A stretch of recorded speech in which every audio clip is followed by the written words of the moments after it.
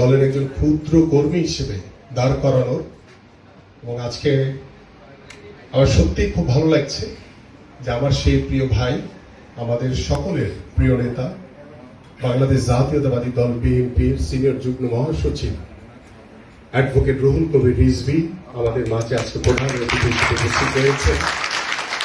এবং আমাদের মাঝে প্রখ্যাত দুইজন সঙ্গীত শিল্পী, যার গান আমরা ছোটবেলা থেকে শুনেছি, ফেরদৌস ওয়াহিদ এবং আমাদের আলমারা মিনু আপা এখানে উপস্থিত রয়েছেন। এবং এই চলন্তিকার আজকে অনেকেই দেখলাম যাদেরকে পুরস্কৃত করা হয়েছে, অনেক গুণী গুণী শিল্পী। এবং আমার সাথে আজকে এখানে উপস্থিত হয়েছে আমাদের ঢাকা মহানগর উত্তর বিএনপির যুগ্ম আহ্বায়ক সদস্য সচিব, যুগ্ম আহ্বায়ক সদস্যবৃন্দ এবং বিভিন্ন পর্যায়ের নেতৃবৃন্দ এখানে উপস্থিত।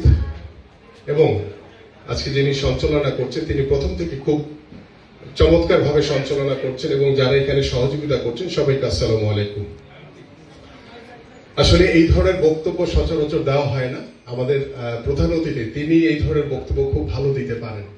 তিনি নিজে খুব সাহিত্যিক মানুষ, বই পড়ুয়া মানুষ, এবং তার থেকে অনেক কিছু দেখেছি যে তার বাসায় গেলে শুধু শুধু বই দেখা যায়। এমন একজন মানুষকে আজকে এখানে প্রধান অতিথি হিসেবে পেয়ে এবং আমার নামে যে বইটি উন্মোচন করা হচ্ছে, এই জন্য আমি অত্যন্ত কৃতজ্ঞ আমাদের রুহুল কবির রিজভী আহমেদ ভাইয়ের কাছে, যে তার কৃতজ্ঞতা থাকলো আমার। আসলে আমার মধ্যবিত্ত পরিবারের সন্তান আমি।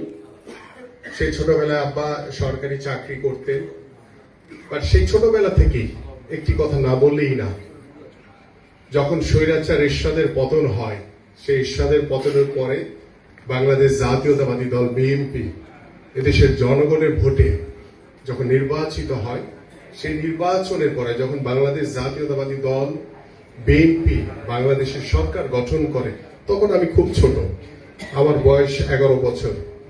সেই বয়সে আমি একটি সেন্ডো গেঞ্জি পরে, হাফ প্যান্ট পরে সেই বড় ভাইদের সাথে সেই বিজয় মিছিলের উৎসবে আমি শরীক হয়েছিলাম।